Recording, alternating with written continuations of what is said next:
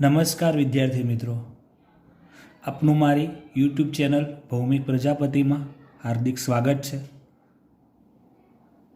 વિદ્યાર્થી મિત્રો, આપણે ધોરણ 10નું વિજ્ઞાન ભણી રહ્યા છીએ. તેમાં અત્યાર સુધી આપણે બે ચેપ્ટર ભણી ચૂક્યા, ચેપ્ટર 1 અને ચેપ્ટર 2. હવે વિદ્યાર્થી મિત્રો, આજે આપણે ભણીશું ચેપ્ટર 10 પ્રકાશ.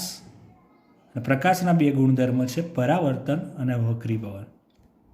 વિદ્યાર્થી મિત્રો, આપણે વિજ્ઞાનની શરૂઆતમાં જ કહ્યું હતું કે વિજ્ઞાનના 3 ભાગ આવે છે: કેમેસ્ટ્રી એટલે કે રસાયણ વિજ્ઞાન, ફિઝિક્સ એટલે કે ભૌતિક વિજ્ઞાન, બાયોલોજી એટલે કે જીવ વિજ્ઞાન. એમાં આપણે કેમેસ્ટ્રી વિભાગના બે ચેપ્ટર ભણ્યા, ચેપ્ટર 1 અને ચેપ્ટર 2. હવે વિદ્યાર્થી મિત્રો, આજે આપણે ભણીશું ફિઝિક્સ વિભાગનું, ભૌતિક વિજ્ઞાન વિભાગનું ચેપ્ટર 10 પ્રકાશ, પરાવર્તન અને વક્રીભવન. તો સૌપ્રથમ આપણને પ્રશ્ન જે થાય કે પ્રકાશ એટલે શું? એટલે પહેલાં આપણે પ્રકાશ વિશે અંગે થોડીક માહિતી આપી છે. પ્રકાશ કોને કહેવાય? કે આંખમાં સંવેદના એટલે અસર ઉપજાવતા વિદ્યુત ચુંબકીય વિકિરણ એટલે એક પ્રકારનું કિરણ ને પ્રકાશ કહે છે. આંખમાં સંવેદના ઉપજાવતા વિદ્યુત ચુંબકીય વિકિરણને પ્રકાશ કહે છે. તો આ સામાન્ય સમજમાં તમે 8મા ધોરણમાં પણ થોડુંક ભણીને આવ્યા છો, તો એમાં એવી પ્રકારની વ્યાખ્યા હતી કે જેના વડે આપણે વસ્તુને જોઈ શકીએ. હું આ વસ્તુ જોઈ શકું છું, હું અત્યારે આ ચોપડો જોઈ શકું છું, તમે અત્યારે કોઈ વસ્તુ જોઈ શકતા હશો. તેનું કારણ છે કે એ વસ્તુ પરથી પ્રકાશ આવે છે. મને અત્યારે આ પેન મેં મૂકી છે, તો પેન દેખાવાનું કારણ કે પ્રકાશ આ પેન ઉપર આવે છે, ત્યાંથી અથડાઈને મારી આંખમાં પ્રકાશ આવે છે. એટલે જે વસ્તુ પરથી પ્રકાશ આવે એટલે આપણે વસ્તુ જોઈ શકીએ. એનો મતલબ કે વસ્તુ શેના કારણે જોઈ શકીએ છીએ? આપણે પ્રકાશના કારણે. એટલે આપણે બીજી રીતે સામાન્ય વ્યાખ્યા એવું કહેવત કહી શકાય કે જેના વડે આપણે વસ્તુને જોઈ શકીએ તેને પ્રકાશ કહે છે. પણ સાચી વ્યવસ્થિત 10મા ધોરણને લાયક જો આપણે વ્યાખ્યા ગણવી હોય તો આ જ લખવાની કે આંખમાં સંવેદના ઉપજાવતા વિદ્યુત ચુંબકીય વિકિરણને પ્રકાશ કહે છે. કે જ્યારે પ્રકાશ વસ્તુ પરથી પરાવર્તન, જે પ્રકાશ અથડાઈને પાછો આવે અને પરાવર્તન કહેવાય. એટલે વસ્તુ પરથી પાછો આવે ત્યારે આપણી આંખમાં પ્રવેશે છે, તો જ આપણને વસ્તુ દેખાય છે, નહીતર આપણે દેખી શકતા નથી. ખબર પડી ગઈ વિદ્યાર્થીઓ મિત્રો? હવે આગળ જોઈએ પ્રકાશના ગુણધર્મો.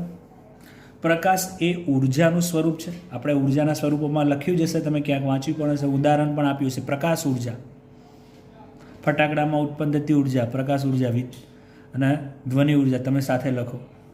મીણબત્તીમાં ઉત્પન્ન થતી ઉર્જા પ્રકાશ ઉર્જા. એટલે કે પ્રકાશ એ ઉર્જાનું સ્વરૂપ છે. તેના પ્રસરણ માટે એટલે કે તેને આગળ વધવા માટે કોઈ માધ્યમ જરૂરી નથી. એટલે કે તે બિનયાંત્રિક તરંગ છે. 9મા ધોરણમાં તમે તરંગ વિશે ભણીને આવ્યા છો. પ્રકાશ એક પ્રકારનું તરંગ છે. તરંગના મુખ્ય 2 પ્રકાર હતા, યાંત્રિક અને બિનયાંત્રિક. જેને આગળ વધવા માટે કોઈ માધ્યમ જરૂરી હોય એને યાંત્રિક તરંગ કહેવાય. ઉદાહરણ તરીકે ધ્વનિ તરંગ, જે ચેપ્ટર 12 તમે 9મા ધોરણમાં ભણ્યા છો. પણ અહીં પ્રકાશને આગળ વધવા માટે કોઈની પણ જરૂર હોતી નથી. હવા, પાણી, ઘન, પ્રવાહી, વાયુ, કોઈ માધ્યમની જરૂર હોતી નથી. તેની રીતે જ આગળ વધે છે. એટલા જ માટે તે બિનયાંત્રિક તરંગ છે. તેની ઝડપ શૂન્યાવકાશ એટલે કે જ્યાં હવા નથી, કંઈ નથી, જેને આપણે શૂન્યાવકાશ કહીએ, કોઈ માધ્યમ નથી, ત્યાં તેની ઝડપ 3 × 10⁸ મીટર પ્રતિ સેકન્ડ છે. 1 સેકન્ડમાં 3 × 10⁸ મીટર અંતર કાપે છે. કિલોમીટરમાં તમે 3 લાખ મીટર પણ કિલોમીટર લખી શકો છો. ઘટ માધ્યમ, આપણે કોઈ માધ્યમ નથી ત્યાં કર્યું, પણ ઘટ માધ્યમમાં તેમાં વેગ ઓછો એટલે ઝડપ ઘટી જાય, અને પાતળું માધ્યમ હોય તો હવા વેગ વધી જાય. એટલે પાણીમાં જશે તો એની સ્પીડ ઘટશે, હવામાં આવશે તો પાણી કરતાં હવામાં એની સ્પીડ વધશે. એટલે બે માધ્યમની કમ્પેરિઝન કરવામાં આવે, ઘટ માધ્યમ ને પાતળા માધ્યમમાં. તો ઘટ માધ્યમમાં વેગ ઓછો, પાતળા માધ્યમમાં વેગ વધુ. તેની તરંગ લંબાઈ, તમે તરંગ લંબાઈ વિશે ભણીને આવ્યા છો, તેની સંજ્ઞા પણ તમે ભણીને આવ્યા છો. લેમ્બડા તરંગ એટલે આવી રીતે હોય. તો 2 શૃંગ અથવા 2 ગર્ત વચ્ચેના અંતરને તમે તરંગ લંબાઈ કહેતા હતા. યાદ હશે વિદ્યાર્થી મિત્રો. તો તેની તરંગ લંબાઈ 4 × 10⁻7 મીટરથી 8 × 10⁻7 મીટરની વચ્ચે, બંનેની વચ્ચે હોય છે. 4 × 10⁻7 મીટરથી 8 × 10⁻7 મીટર, અથવા તરંગ લંબાઈને સામાન્ય રીતે એંગસ્ટ્રોમમાં મપાય છે. એની ઉપર ટપકું જેને એંગસ્ટ્રોમ કહે છે. 1 એંગસ્ટ્રોમ એટલે 10⁻10 મીટર. એટલે એને આપણે આને મીટરને એંગસ્ટ્રોમમાં ફેરવીએ તો 4000 એંગસ્ટ્રોમથી 8000 એંગસ્ટ્રોમ પણ થઈ શકે છે. આ બધી માહિતી જો પાઠ્યપુસ્તકમાં બહુ ઓછી આપી છે, પણ પૂછાઈ શકે એમ છે વિદ્યાર્થી મિત્રો, એક માર્ક્સના પ્રશ્નો, એટલે ખાસ ધ્યાન રાખવું. પ્રકાશના સુરેખ પથ, પ્રકાશ જે માર્ગે જાય, જો તમે જે એને એક જ ગણો તો એને કિરણ કહેવાય, અને એક કરતાં વધારે ભેગા થાય આ જથ્થો ગણો એને કિરણપુંજ અથવા બીમ કહે છે. એટલે કે પ્રકાશના સુરેખ પથને કિરણ કહે છે. જે માર્ગે જાય, જે જગ્યાએથી બીજી જગ્યાએ જાય, એ જે રસ્તો છે એને કિરણ કહેવાય, ને એવા કિરણો ભેગા થાય એને કિરણપુંજ કહે છે. સંપૂર્ણ પોલિશ કરેલી, આ ખાસ ધ્યાન રાખજો, આ મુદ્દા ઉપર જ આ ચેપ્ટર છે આપણું, કે સંપૂર્ણ પોલિશ એટલે સંપૂર્ણ લીસી સપાટી પર હોય તો પ્રકાશનું પરાવર્તન થાય, એટલે કે અથડાઈને પ્રકાશ પાછો મોકલશે. અને પારદર્શક માધ્યમ એટલે કે આર પાર જઈ શકે, પ્રકાશ આર પાર જાય તો વક્રીભવન થાય, અને પાછો આવે તો પરાવર્તન થાય. તો પરાવર્તન ક્યારે થાય? પોલિશ કરેલી સપાટી પર પરાવર્તન થાય, અને પારદર્શક હશે તો વક્રીભવન થાય, જેના ઉપર જ આ ચેપ્ટરનો આખો મુખ્ય આધાર છે વિદ્યાર્થી મિત્રો. બરોબર છે વિદ્યાર્થી મિત્રો. હવે આગળ આપણે જોઈએ, પરાવર્તન વિશે જ આપણે પહેલાં ભણીશું. પ્રકાશનું પરાવર્તન ક્યારે થાય? પહેલા તો એ પ્રશ્ન થાય. એની વ્યાખ્યા છે અપારદર્શક.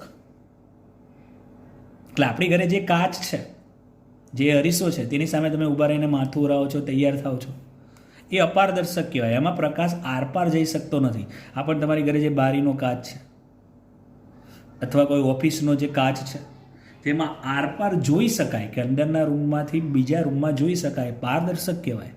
પણ જે કાચમાંથી એક રૂમમાંથી બીજા રૂમમાં ના જોઈ શકાય એવું અપારદર્શક કહેવાય. લીસી સપાટી અથવા ચળકતી સપાટી પરથી પ્રકાશને પાછા વળવાની ઘટનાને અથવા પાછા ફેંકાવાની ઘટનાને પરાવર્તન કહે છે. અપારદર્શક, લીસી અને ચળકતી સપાટી પરથી પ્રકાશને પાછા વળવાની ઘટનાને પરાવર્તન કહે છે. તેના નિયમ જાણવા માટે તમે ધ્વનિના પરાવર્તનના નિયમ વિદ્યાર્થીઓ ભણ્યા છો, એના જેવા જ નિયમ છે. અહીં મેં પહેલાં એક આકૃતિ આપી છે, એક સપાટી દોરી છે. અપારદર્શક છે એટલે જે મેં નીચે આવી લીટીઓ કરી છે, આવી લીટી એટલે સમજી લેવાનું કે નીચે રંગ કરેલો હશે, એટલે નીચેથી પ્રકાશ પાછો આવશે નહીં, ઉપર જ હશે. જે ભાગમાં નીચે આવવું હોય આવી લીટી, એ સમજી લેવાનું કે એ ભાગ આવું હોય એટલે સમજી લેવાનું કે ત્યાં એ સપાટી અપારદર્શક હશે. એનો મતલબ કે તમે અહીં પ્રકાશ મોકલો તો અથડાઈને પાછો આવે એવું જ ખબર પડે નહીં. અહીં આપણે અરીસો કહીએ, આપણે એક અરીસો છે. અરીસો ત્યારે જ હોય કે એક બાજુ કલર હોય ને બીજી બાજુ કાચ હોય. તો અહીં આપણે એમ કરે પરાવર્તનના નિયમ, એક કિરણ જાય છે, જે કિરણ જાય એને આપાત કિરણ કહેવાય, અથડાઈને પાછું આવે એને પરાવર્તન કિરણ કહેવાય. અને મેં અહીં સપાટી એક દોરેલો, સીધો જ આ સપાટી છે એને મેં સીધી લીટી દોરી, એટલે 90 અહીં ખૂણો બને, એટલે એને આપણે લંબ કીધો છે. એટલે આવતું કિરણ એ આપાત કિરણ, અથડાઈને પાછું જાય પરાવર્તન કિરણ, અને આપણે સપાટીએ દોરેલો લંબ. એટલે આ લંબ અને આપાત કિરણ વચ્ચે બનતા ખૂણાને આપાત કોણ, લંબ અને પરાવર્તન કિરણ વચ્ચે બનતા ખૂણાને પરાવર્તન કોણ કહે છે. 8મા ધોરણમાં કે આગળ પણ ક્યાંક જોશો કે આપાત કોણને આઈ વડે દર્શાવાય છે, સ્મોલ આઈ, અને પરાવર્તન કોણને આર વડે દર્શાવાય છે. તો એના પરથી નિયમ છે કે આપાત કોણ અને પરાવર્તન કોણ સમાન હોય છે, એટલે કે આઈ બરાબર આર. જો સીધું કિરણ હશે તો સીધું જ પાછું જશે વિદ્યાર્થી મિત્રો, પણ ત્રાંસું કિરણ હશે અથડાઈને આમ જ જશે, આમ ત્રાંસું આવશે તો અથડાઈને આમ જ જશે. તો આ દોરેલ લંબ સાથે આ ખૂણો ને જે આ ખૂણો બને બંને સમાન હોય. બીજું, આપાત કોણ? આપાત બિંદુએ દોરેલો લંબ અને પરાવર્તન કિરણ એક જ સમતલ એટલે ત્રણેય સાથે જ દોરી શકાય. એક પેજ ઉપર આપાત કિરણ ને બીજા પેજ ઉપર પરાવર્તન કિરણ દોરું તો બંને અલગ થઈ ગયું, બંનેની માટેનું માધ્યમ અલગ થઈ ગયું. એક સમતલ, ગણિતમાં સમતલ વિશે તમને ડિટેલમાં સમજણ પડશે. સમતલ એટલે કે એક જ સમતલ એટલે બધું એક જ જગ્યાએ હોવું. અહીંયા આપાત કિરણ, પરાવર્તન કિરણ અને એક જ પેજમાં છે. મારે એ બધાને દર્શાવવા માટે જુદા જુદા વસ્તુની જરૂર પડી નથી. ત્રણેયને એક જ જગ્યાએ દર્શાવી શક્યો, એક જ વસ્તુમાં દર્શાવી શક્યો, એટલે એને એક જ સમતલ કહેવાય. ત્રીજો મુદ્દો ચોપડીમાં પણ નથી કે ખાસ જોવા નહીં મળે, પણ આપણે સમજી શકીએ કે આપાત કિરણ અને પરાવર્તન કિરણ એ લંબની ક્યાં છે? સામ સામે. લંબની એક બાજુ આપાત કિરણ છે, બીજી બાજુ પરાવર્તન કિરણ છે. ને માધ્યમ ઉપર ધારો કે હવા ગણો, નીચે તમે કાચ ગણો અથવા પાણી ગણો, તો પરંતુ બંનેનું માધ્યમ કેવું છે? આપાત કિરણ અને પરાવર્તન કેટલા માધ્યમમાં છે? એક જ માધ્યમમાં. આ મુદ્દામાં તમને વક્રીભવનમાં ખાસ સમજણ પડશે, એટલા માટે લખેલ છે કે આપાત કિરણ અને પરાવર્તન કિરણ લંબની સામ સામે ને એક જ માધ્યમ, એટલે કે હવા અથડાઈ રહ્યા હશે તો એના એ જ માધ્યમ હવામાં થઈને આપાત કિરણ આવશે તો પરાવર્તન કિરણ પણ હવામાં જ જોવા મળશે. પાણીમાં થઈને કિરણ પાછું આવશે તો પરાવર્તન કિરણ પાછું પાણીમાં જ જશે, એટલે જ એક જ માધ્યમ લખ્યું છે. ફરીથી વિદ્યાર્થી મિત્રો ત્રણ મુદ્દા યાદ રાખશું. આપાત કોણ અને પરાવર્તન કોણ સમાન હોય છે. આપાત કોણ આપાત બિંદુએ દોરે લંબ તથા પરાવર્તન કિરણ બધા એક જ સમતલમાં હોય છે. આપાત કિરણ અને પરાવર્તન કિરણ લંબની સામ સામે અને એક જ માધ્યમમાં હોય છે. બરોબર છે વિદ્યાર્થી? હવે આપણે આના પ્રકાર ભણીશું. પ્રકાશના પરાવર્તનના પ્રકાર, તેના મુખ્ય બે પ્રકાર છે: નિયમિત પરાવર્તન અને અનિયમિત પરાવર્તન. નિયમિત પરાવર્તનની મેં અહીંયા આકૃતિ દોરી છે. આકૃતિ સમજી લેશો એટલે તમને વ્યાખ્યા આવડી જશે. મેં અહીંયા કિરણ પુંજ લીધું છે. એક કરતાં વધારે કિરણ હોય એને કિરણ પુંજ કહેવાય. મેં 3 કિરણ અહીં લીધા છે. ત્રણે સમાંતર છે. પરાવર્તન પણ ત્રણેય કિરણનું કેવું થાય છે? સમાંતર જ. એટલે કે આપાત કિરણ બી સમાંતર હોવા જોઈએ, પરાવર્તન કિરણ પણ સમાંતર હોય, એને નિયમિત પરાવર્તન કહેવાય. અને કઈ સપાટી ઉપર થાય? લીસી અને સમતલ, એટલે એકદમ સીધી. એને નિયમિત સપાટી પણ કહેવાય. નિયમિત એટલે કે ચળકતી લીસી, ખરબચડું ન. તો વ્યાખ્યા આપવી જોઈએ કે જ્યારે પ્રકાશનું સમાંતર કિરણપુંજ ચળકતી સમતલ અથવા લીસી સપાટી પર આપાત થાય, એટલે અથડાઈને પાછું જાય, એટલે કે પરાવર્તિત થાય, ત્યારે પ્રકાશનું કિરણપુંજ ચોક્કસ દિશા, બધાની દિશા એક જ હશે, ફેલાશે નહીં, એક જ દિશામાં જશે. એટલે કે ચોક્કસ દિશામાં સમાંતર રહે તેવા પરાવર્તનને નિયમિત પરાવર્તન કહે છે. ફરીથી વિદ્યાર્થી મિત્રો જોઈશું કે જ્યારે પ્રકાશનું સમાંતર કિરણપુંજ ચળકતી સમતલ અથવા લીસી સપાટી પર આપાત થાય, સમાંતર કિરણો ચળકતી અથવા લીસી સપાટી પર આપાત થાય, ત્યારે પરાવર્તિત પ્રકાશનું કિરણપુંજ ચોક્કસ દિશામાં, એટલે બધાની દિશા એક જ હશે, બદલાશે નહીં, બધાની એક જ દિશામાં જશે અને કેવા રહેશે? સમાંતર. તેવા પરાવર્તનને નિયમિત પરાવર્તન કહે છે. ઉદાહરણ તરીકે સમતલ અરીસો, આપણી ઘરે જે અરીસો છે સીધો જ હોય છે, વાંકો ચૂકો હોતો નથી, સીધી સપાટી હોય છે, એમાં જે પરાવર્તન થાય એને આપણે નિયમિત પરાવર્તન કહી શકીએ છીએ. બરોબર છે વિદ્યાર્થી મિત્રો? હવે જોઈએ અનિયમિત પરાવર્તન.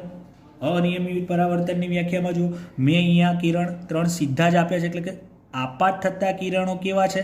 સમાંતર. પરંતુ આ કિરણ અથડાઈને આ દિશામાં જાય છે, આ કિરણ અથડાઈને આમ, એટલે ટૂંકમાં ત્રણેયની દિશા કેવી છે? અલગ અલગ. ટૂંકમાં આ કિરણ ફેલાય,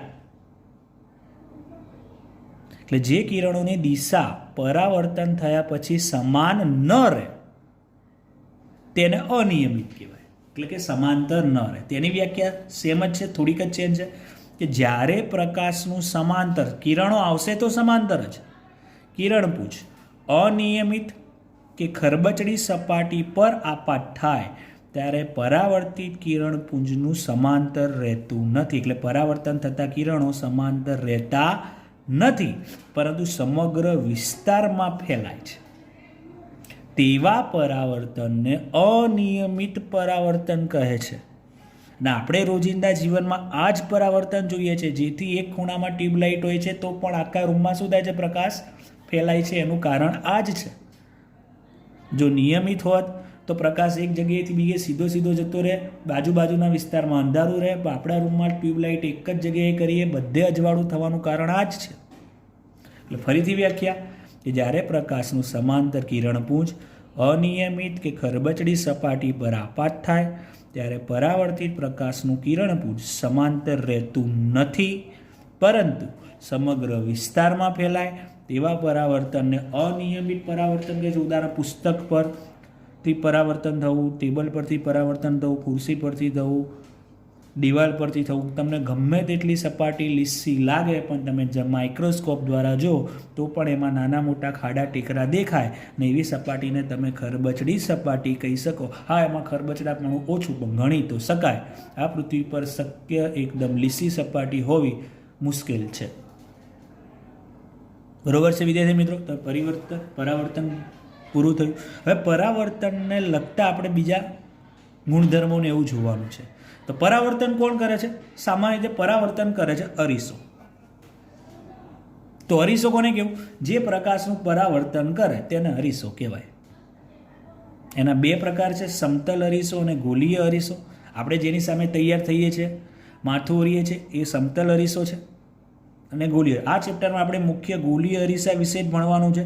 સમતલ અરીસા વિશે ખાલી 1-2 મુદ્દામાં જ માહિતી આપી છે, એ આપણે આગળ જોઈએ. કે સમતલ અરીસા વિશે ખાસ જોઈએ આપણે કે સમતલ અરીસા વડે મળતા પ્રતિબિંબની ખાસિયત જણાવો, વિશેષતા જણાવો. વિશેષતા તરીકે પણ પૂછાશે. એની મેં એક આકૃતિ આપી છે પાઠ્યપુસ્તકમાં. સમતલ અરીસા વિશે ઉલ્લેખ ખાસ નથી વિદ્યાર્થી મિત્રો, પણ મેં એક સામાન્ય આકૃતિ દોરી છે એટલે તમને સમજણ પડશે. પરંતુ આ આકૃતિ સમજવા માટે તમારે એક વસ્તુ જાણવું પડશે કે ધારો કે મારી પાસે કોઈ આ વસ્તુ છે, આ વસ્તુ પર અસંખ્ય પ્રકાશના કિરણો અથડાતા હોય, પણ જો તમારે આ વસ્તુનું પ્રતિબિંબ મેળવવું હોય તો તમને 2 કિરણ તો જોઈએ જ. ટૂંકમાં તમારે યાદ રાખવાનું કે આકૃતિ પર, આ ચેપ્ટર આકૃતિને લગતું છે વિદ્યાર્થી મિત્રો. જો તમારે કોઈ પણ વસ્તુનું પ્રતિબિંબ મેળવવા હોય તો એ વસ્તુ પરથી આવતા કોઈ પણ 2 કિરણનો ઉપયોગ કરવો પડે છે. અહીં હું પહેલાં આકૃતિ સમજાવું એટલે જેને લગતું તમને અહીંયા ખબર પડશે કે અહીંયા સમતલ અરીસો છે. આ જે છે અરીસો છે અને કેવો લીધો છે આપણે? સમતલ. એક બાજુ મેં આવી ડિઝાઇન દોરેલી છે, એનો મતલબ કે આ ભાગ રંગીન હશે એટલે અહીંયા કોઈ આપણે ચહેરો જોઈ શકશું નહીં. હવે અહીંયા મેં વસ્તુ મૂકી છે જેની ઊંચાઈ h છે, એનું નામ AB રાખીએ. હવે આ વસ્તુ પરથી 2 કિરણ લીધા છે, એક આમ જાય છે અને એક 2. મેં કીધું તું અસંખ્ય કિરણ નીકળે વિદ્યાર્થી મિત્રો, તો આપણે 2 કિરણ લીધા છે. હંમેશા 2 કિરણ લેવાના, એક સીધું અને એક ત્રાંસું છે, જેના વિશે આપણે ડિટેલમાં હમણાં ભણીશું ગોલીય અરીસામાં, એટલે તમને ખાસ ખબર પડશે. આ કિરણ મેં સીધું જાય છે અરીસાને અથડાઈને પાછું સીધું જ આવે છે. મેં પહેલાં જ કીધું હતું અરીસાને લંબ પ્રકાશ પડે તો એનું પરાવર્તન પણ સીધું જ થાય. આગળ જોયું. જે ત્રાંસું છે એનું પરાવર્તન આવી રીતે થાય, એટલે આપાત કોણ અને પરાવર્તન કોણ. હવે પ્રશ્ન એવો થયો કે આ વસ્તુ અહીં છે, આ અહીંયા થાય છે, અહીં થાય છે. હવે વિદ્યાર્થી મિત્રો બીજું એ જોવાનું કે પરાવર્તન થયા પછી 2 કિરણો જ્યાં ભેગા થાય ત્યાં પ્રતિબિંબ રચાય. યાદ રાખવાનું વિદ્યાર્થી મિત્રો ફરીથી, વસ્તુનું પ્રતિબિંબ ક્યારે મળે કે જે વસ્તુ પરથી આવતા જે 2 કિરણ લઈએ તે 2 કિરણો જ્યાં ભેગા થાય ત્યાં તેનું પ્રતિબિંબ મળે. હવે અહીં આ કિરણ સીધું જાય છે, આ કિરણ આમ જાય છે, ક્યાં ભેગા થવાની શક્યતા નથી. તો શું કરશું? આપણે એવું વિચારીએ કે આ કિરણ કદાચ પાછળ ભેગું થાય, એટલે મેં આ સીધું લીધું છે, આ અથડાઈને મેં આમ લીધું છે, અથડાઈને પાછું તો જવાનું ને પરાવર્તન. ધારો કે અહીં ભેગા થાય છે, તો અહીં ભેગા થાય એટલે આ અહીંથી લેવામાં આવ્યા, એટલે આ વસ્તુનું પ્રતિબિંબ. હવે પાછળ તો આપણે પ્રતિબિંબ જોઈ શકવાના નથી, જેને આપણે શું કહેવાય? આભાસ કર્યો કહેવાય.